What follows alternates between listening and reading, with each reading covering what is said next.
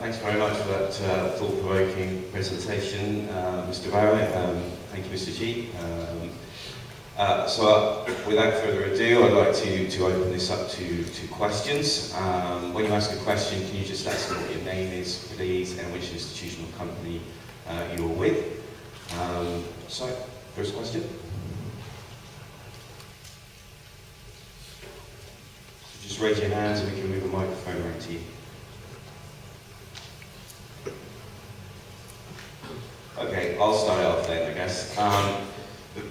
A question that often comes up with regards to the development of trading hubs, changes of index pricing, reference to US shale gas exports, is if any of those things happen, are Asian importers, of course the biggest importers of LNG, are they going to see cheaper fuel bills?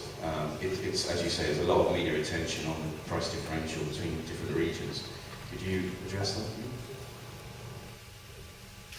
Yes.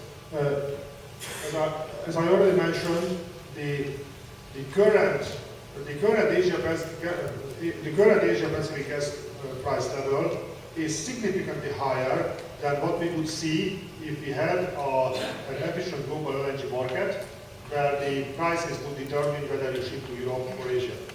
So even if you take Algeria, which is 500 kilometers from Europe and more than 10,000 kilometers from Japan, you could make money from taking an LNG cargo from Algeria and ship it to Japan instead of ship it to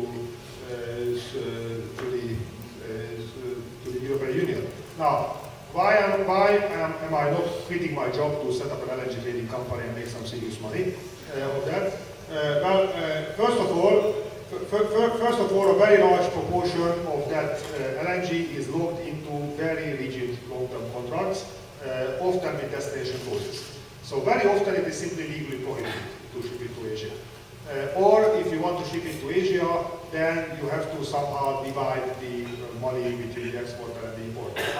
My favorite trade from last year was an LNG cargo we shipped from Qatar to Louisiana. It docked in the port in Louisiana, and then it turned back and went back to Kuwait.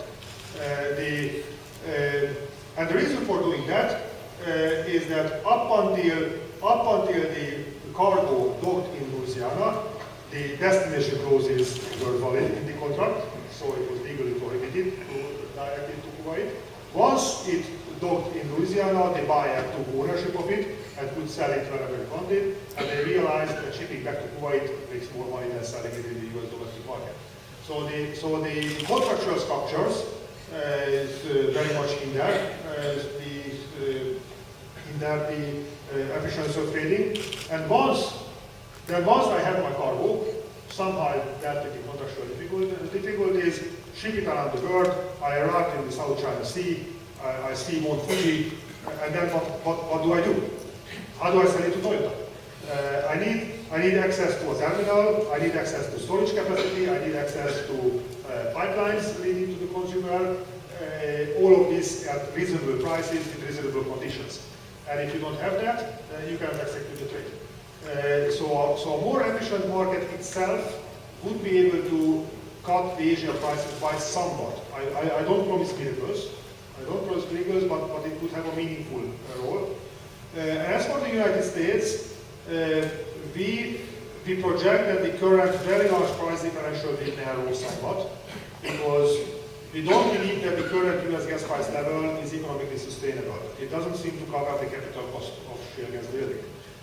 But even with the adjustment of US gas prices, we believe that the US exports will be competitive in the Asia Pacific region and will be able to adjust prices downwards. But again, I don't promise miracles, because there is no Moore's law in thermodynamics. So it's not like the semiconductor or IT technology where prices fall every year. Liquefaction is a 19th century technology. We understand the thermodynamics very well. You have to cool down the gas to minus 170 degrees, and that will never be really cheap. So if you have to rely on liquefaction, then the price differential will always have to be meaningful, but not so extreme as today. Okay, thanks very much. much on, I suppose you take a guess at how much of the $10 billion that Japan could get back with a more efficient market and with some of these elements in place, perhaps US shale gas exports. That $10 billion that already accounted for the shipping cost. So that $10 billion is the cost of the inefficient markets. Anybody like to ask a question?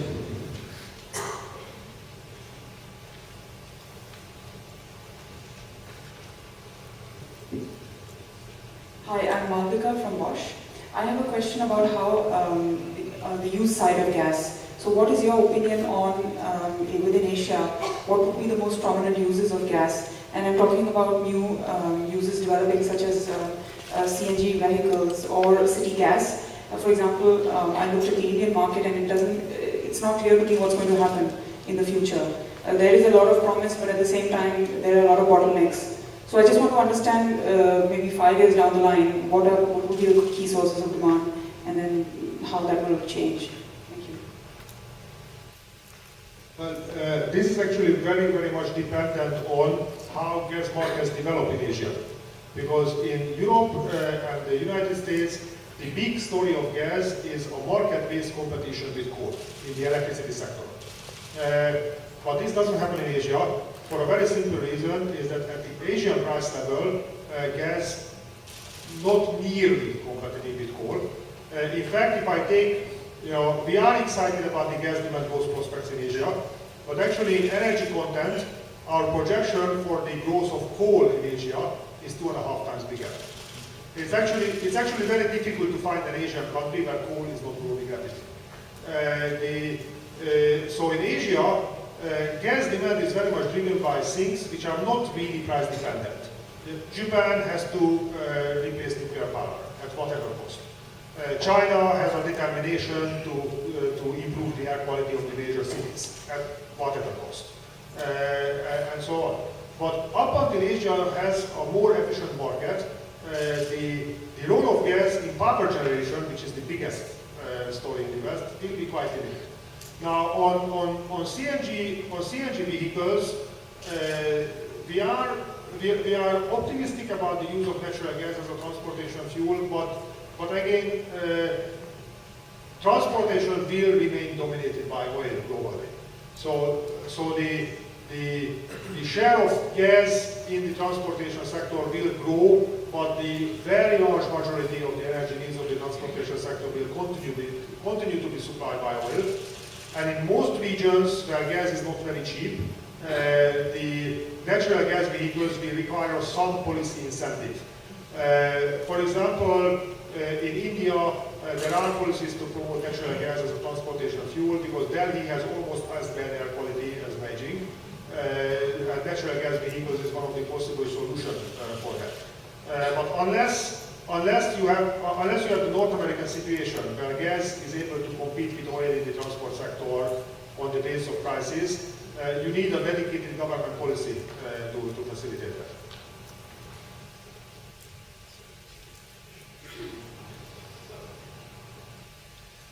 Okay, thank you. Another question in the back there, please. My name is Ong Eng Dong from Avanaf. I think the misconception of LNG trading hub is that there should be transshipment and break bulk involved, but not necessarily. I think if Singapore is a trading hub, it can fix a deal from, let's say, Qatar to Thailand. It doesn't have to go through Singapore at all.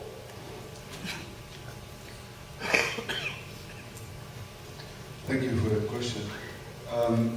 I think that we looked at what European and US experiences were in this perspective, and you could build a line from Qatar to Thailand as such, but as Laszlo illustrated earlier, that would be a big gamble by the Thai petroleum company, saying, well, this and this amount is needed under a long-term contract without diversification flexibility. You still would need a certain amount of flexibility in your system. And I think the ability of a player in the region allowing that flexibility to emerge, such as Singapore, is of great benefit not only to Singapore itself, but also to Thailand as such. And therefore, I think one of the key things we think that the Singaporean gas system now will have to offer in the future is an excess of capacity and therefore an excess of flexibility. So I understand that you say, well, you don't only need it to attract volumes of natural gas to your economy, but for the emergence of flexibility in that supply to your economy, I think Singapore has a considerable role to play.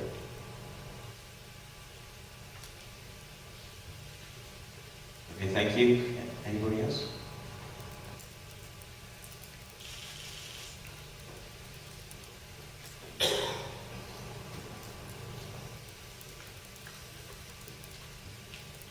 Don Mackay from BW.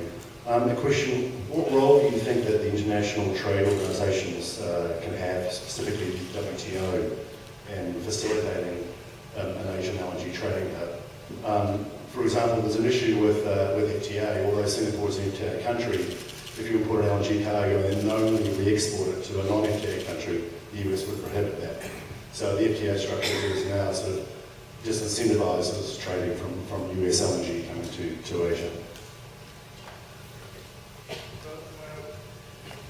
Right now, there is an interesting legal precedent for the US export approvals, because right now, actually, the United States is leading a WTO lawsuit against China on the Chinese restrictions on rare earth metal exports. Now, the current WTO rules said that you can restrict the export of natural resources on the basis of maintaining reserves if you have at the same time credible policies in place to cut domestic demand. Now, I must say that I would find it a very interesting professional challenge to try to prove that the United States right now has credible policies in place to cut domestic gas demand. That would be a very interesting professional challenge.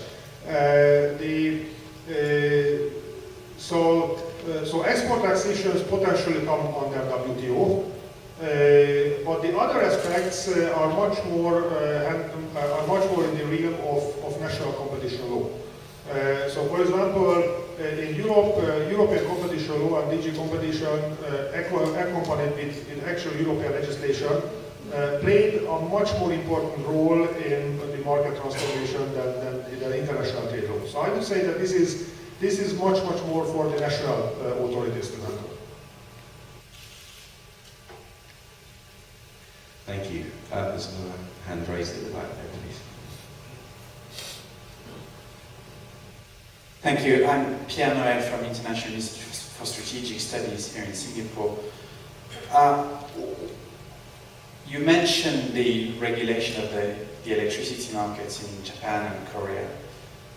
What we saw in the oil market in the 1980s and the gas market in North America and the gas market in Europe is real markets emerged when people economized by arbitraging between spot and long-term contracts. This is when the game becomes really serious.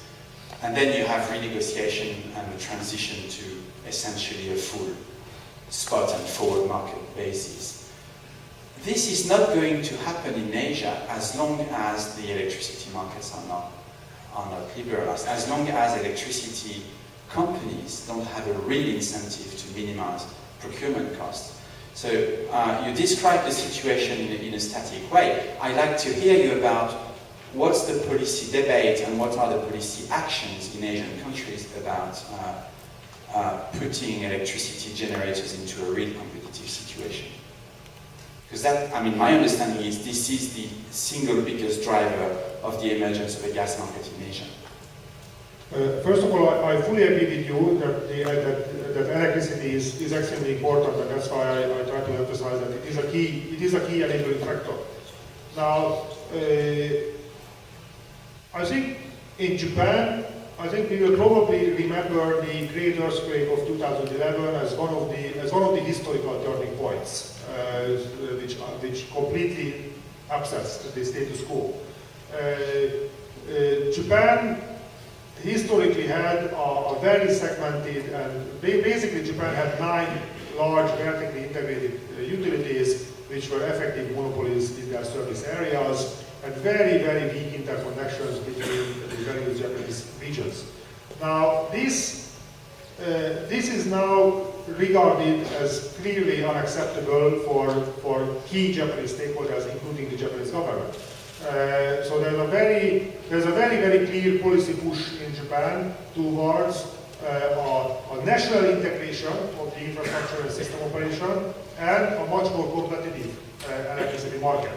So now they have not yet enacted legislation, so we can also look, we can only look at the policy proposals, but those policy proposals very clearly point towards a much more effective competition in electricity, because they aim to establish a national system operator in Japan. They have very ambitious plans to improve the interconnections between the various Japanese regions, and also unbundling is on the table, so the separation of the network and the trading and power generation activities. I think the reason for this is driven by a couple of factors. One is, up until you have roughly the same price level, or maybe a bit more expensive price level in Japan than in the United States, you are comfortable with the status quo. The Japanese industry has very good energy efficiency, so they can take a bit higher energy cost. But today, this gap in energy cost is way beyond of what you can reach by better energy efficiency. So this very high energy cost is now a key competitiveness burden on the Japanese economy, and there's a very strong appreciation of this fact. That's one thing. Another thing is that a well-functioning competitive electricity markets can attract large-scale entry into new power generation. The United States had a massive fleet of gas-fired power generation constructed in the competitive regions in a short period of time. Now, if you take a look at Japan today, which is facing a very serious electricity tightness post the earthquake, there's not much investment into new power generation in Japan. The new gas-fired power generation capacity under construction in Japan is a bit more than what we saw in the United Kingdom before the Eurozone crisis. The Japanese system is almost 3 times bigger, and it's very tight. So another important policy driver in Japan is the realization that an efficient market can attract new investments, which they need. So I think there will still be a long journey in Japan, but I'm optimistic about the direction that they take. In China, the electricity industry in China is, of course, heavily regulated, with the state of China acting as a single buyer. So there is already a degree of competition because the state grid has a long negotiating process with the generators, and then regulation is on top of that. But Chinese electricity demand is growing so rapidly that you can have institutional changes, and the growing demand will absorb the shock. But in China, I must say that it's difficult to foresee gas-fired power generation really competitive in China with coal-fired power generation, unless something very important happens in the gas markets. So gas in China is primarily driven by the other sectors of the economy rather than power generation. Thank you. Anything you want to add? Well, to add a little to that, I think we in the report we emphasize that this is a very long-term process, and as Laszlo describes, it requires multiple lights to switch to green. And what we see in the global gas markets, and especially the LNG market, is increasing flexibility. However, to become relevant for the Asian market as such, you would need a signal within the Asian market that accepts, is ready to absorb, or to where flexibility can dock as such. So we realize you are absolutely right in saying this is going to be a very long-term process, but if you're not signaling or putting out the right signals within such a market, nothing is going to happen. So I wanted to stress that government policy here for allowing markets to function is very important. Thank you. Any other questions? One question I'd have for you is how significant do you see the obstacles to the development of a gas trading hub here in Singapore? And how likely do you think that development will be? Well, in the report we assessed on a certain number of factors, and I think that with all the ones we assessed, Singapore is by far the best positioned at this moment. However, it will continue. I mean, if you're ahead of the curve, you need to stay ahead of the curve, so it will require continuous effort. I think the best signal now is that the third expansion, as we understood, is being planned or at least being investigated. And access of capacity as such, and the ability to break up bulks of cargoes and re-export towards a broader East Asian market is very significant. But all these things will require continuous effort, both by industries and government. The need to talk between industry and government to work together on developing this market. That's a thing that we saw in Europe, especially in my home market. The Netherlands really worked, where public-private cooperation in developing such a market helped. So I think Singapore is very well positioned and is very likely to develop a hub. However, it will continue to require work. That's it. I think another important factor to keep in mind is that whereas liquefaction and upstream is extremely capital intensive, a gasification terminal is not very expensive. So once you have a properly functioning gas market, you actually have a long list of countries who would be happy to build a gasification terminal, not because they want to import large quantities of gas, they have other sources or other energies. They would build a terminal because they see that there is a functioning market and they want to have access to that market. So right now, Thailand, Vietnam, several other Asian countries are considering building a gasification terminal, which will not be used in a baseload mode, but will take advantage of a market. So once you have a market, you trigger a positive feedback because you make it more attractive for other countries to build a gasification terminal and to have access to it. Thank you. Any other questions? There's a question.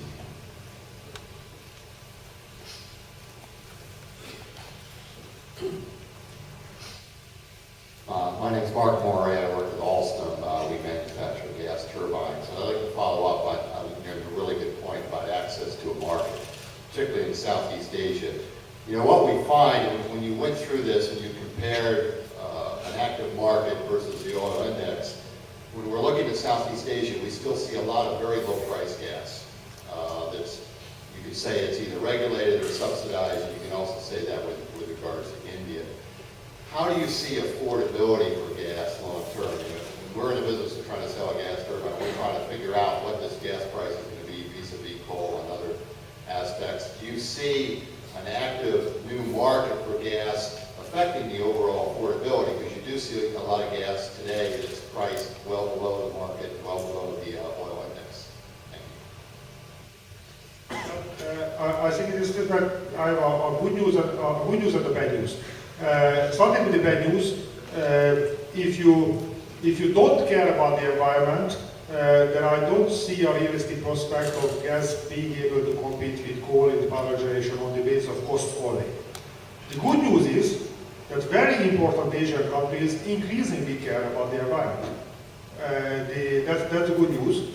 If you take a deep breath in the streets of Beijing, you understand why this is important. Natural gas played an absolutely indispensable role of cleaning the air quality of the major Western cities. I mean, London was an air quality disaster in the 1950s.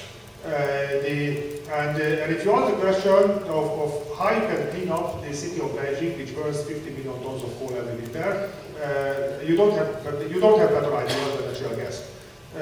So once you bring particulate emissions, sulfur dioxide, mercury, all the nasty stuff from coal on the table, then then gas-fired power generation is an incredibly attractive option, even if on the pure cost base you will not beat coal. So we believe that the environmental aspect is going to be a key driver.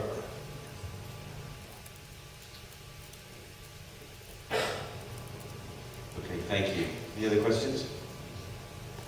Gentleman in the middle there.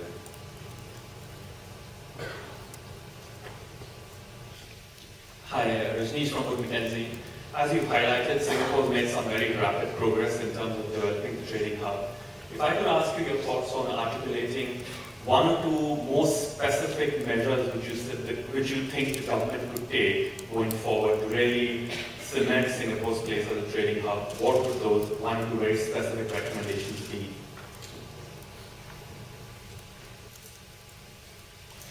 Well,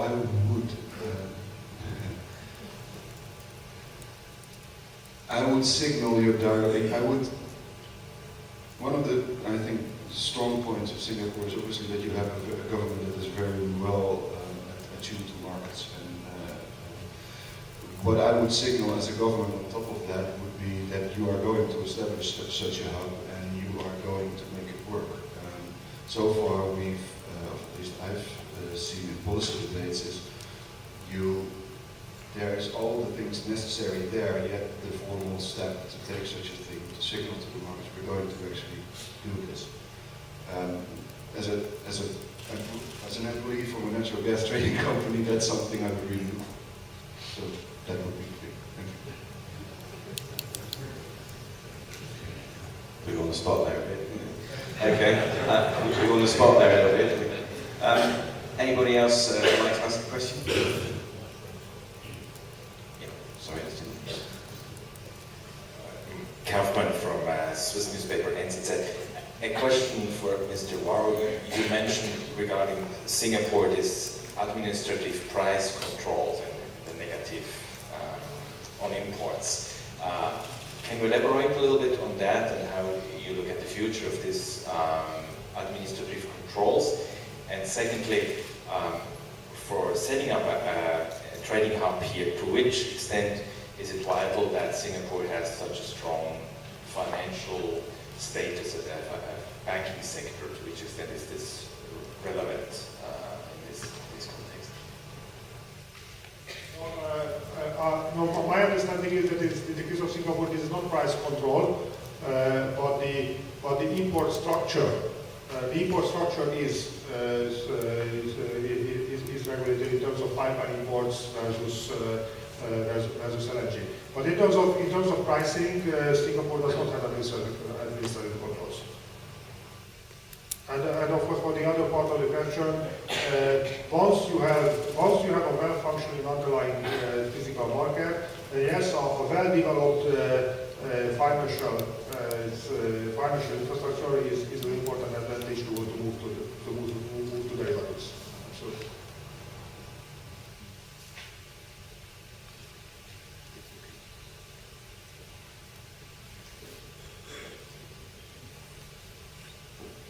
Thank you, sir.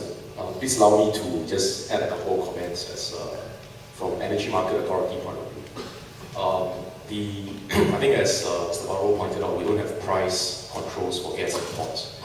The restrictions today pertain mainly to the contract that we have with BG, which is our LNG aggregator, that they will be given a franchise to import LNG up to 3 million tons per annum of long-term contracts signed, or by 2023, whichever is earlier.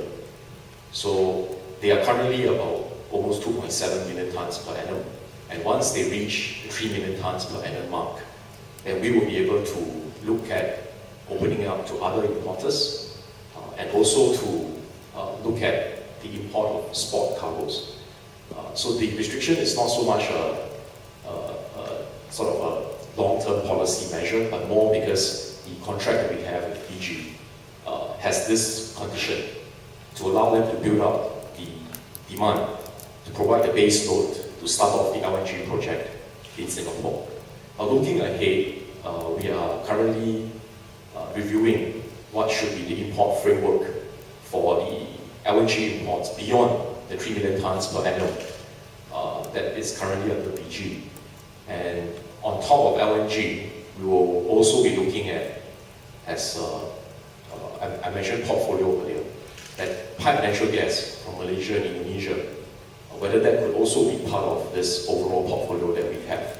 So this is the sort of blueprint looking ahead in terms of what are the sources of gas supplies to Singapore.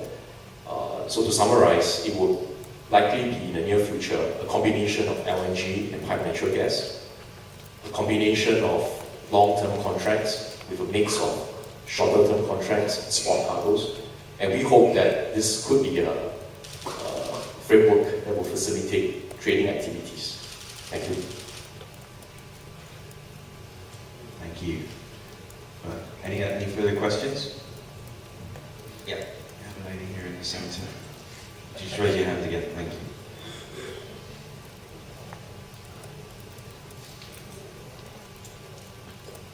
Hi, I'm Irene from Energy Market Authority of Singapore.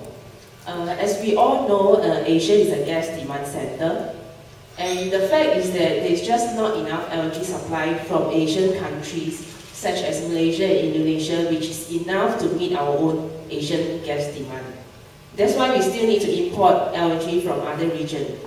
So I would see that even if we were to have an established or efficient Asian LNG trading hub in the future, we will still in some sense be affected by supply situation from other regions.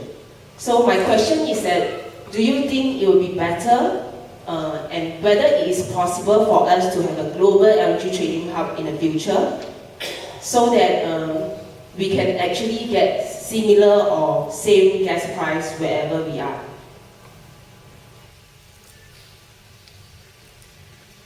Unfortunately, in our projections, we will not see a single global price for gas emerging in the next 25 years, because the infrastructure will remain capital intensive.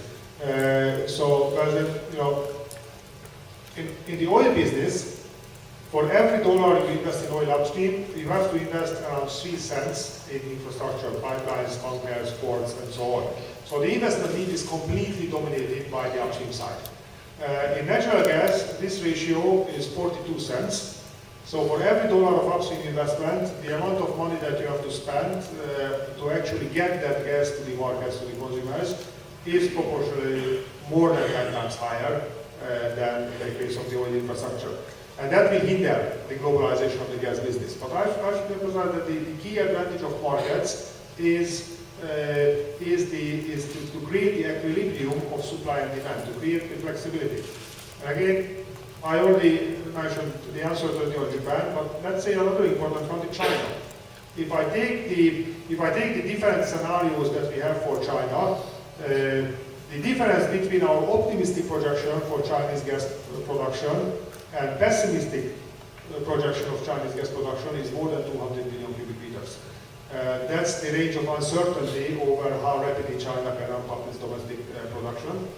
And the difference between the optimistic projection of how much gas can China import from the former Soviet Union and the pessimistic projection is another almost 100 billion cubic meters, because they might agree with Russia tomorrow morning, or they might spend another decade negotiating.